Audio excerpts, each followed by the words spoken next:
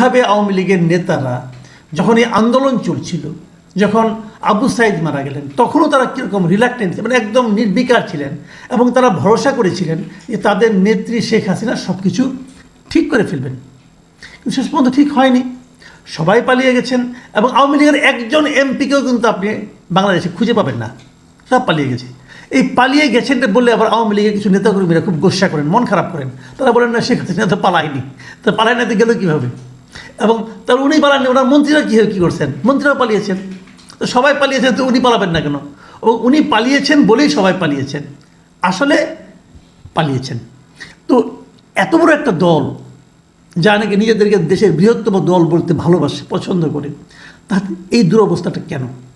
এবং তারপর কথা হলো যে এই আন্দোলনের আগে যে লোকদেরকে কেউ চিনত না, যে ছাত্রনেতাদেরকে কেউ চিনত না, তারা এখন হুঙ্কার দিচ্ছে যে আওয়ামী লীগকে তারা নিষিদ্ধ করে দেবে, তারা আওয়ামী লীগকে বাংলাদেশের মাটিতে অপ্রাসঙ্গিক করে দেবে। এই হুঙ্কার তারা দিচ্ছে এবং সেই হুঙ্কারের কোনো জবাবও কিন্তু আওয়ামী লীগের কোনো লিডাররা দিচ্ছে না, তাদের দেওয়ার সেই সক্ষমতা নেই। কেন নেই? আমি যতটুকু বুঝি, এরা প্রচুর অর্থ কামিয়েছে এবং এই অর্থগুলো নিয়ে তারা এই অর্থগুলি এখন দিয়ে বাকি তাদের জীবনের বাকি সময়টা আরাম আয়েসে কাটাতে চায়। এই সমস্ত প্রতিবাদ করে তারা তাদের সময়, শ্রম, শান্তি কোনোটাই নষ্ট করতে চায় না।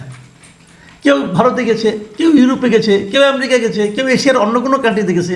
যে টাকা তারা নিয়ে গেছে চুরি করে এখান থেকে, তারা ধারণা করছে এই টাকা দিয়ে সে, তার পরিবারের পরিজনের লোকজন মোটামুটি 2-3 পুরুষ আরামসে কোনো কিছু না করেই চলতে পারবেন। তো তাদের কি ঠেকা এই দলটাকে পেছনে আরও শ্রম দেওয়া, আরও অর্থ দেওয়া? তারা দেবে না।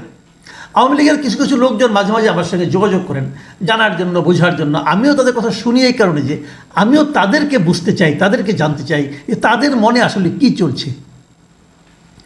এবং আপনারা, আমি আশা করব আপনারা এই রিপোর্টটা পড়বেন, এই আল জাজিরা রিপোর্টটা আপনারা পড়বেন। এই রিপোর্টটাতে বলা, এক জায়গায় এই রিপোর্টারকে আওয়ামী লীগের যুগ্ম সাধারণ সম্পাদক আহম বাহাউদ্দিন নাসিম, তিনি গত 16 জানুয়ারি অজ্ঞাত স্থান থেকে ফোনে আল জাজিরার সঙ্গে যুক্ত হয়েছেন। অজ্ঞাত স্থান থেকে হতে হবে কেন?